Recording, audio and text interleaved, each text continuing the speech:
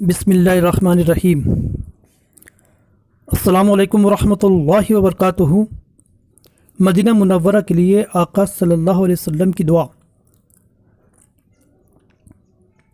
हज़रत अबू हुरैरा रदियल्लाहु ताला अन्हु फरमाते हैं कि लोगों का मामूल था कि जब वो कोई नया फल देखते तो इसको आप सल्लल्लाहु ताला अलैहि वसल्लम की खिदमत में लाते, और जब आप सल्लल्लाहु अलैहि वसल्लम इस फल को लेते तो फरमाते, ए अल्लाह, हमारे फलों में बरकत अता फरमा, हमारे शहर में बरकत अता फरमा, हमारे सा और मद उस ज़माने के ख़रीद व फ़रोख्त के पैमाने में बरकत अता फरमा।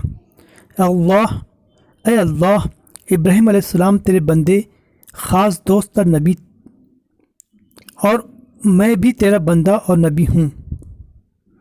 इब्राहीम अलैहिस्सलाम ने तुझसे मक्के के लिए दुआ मांगी थी और मैं भी तुझसे मदीने के लिए दुआ मांगता हूँ।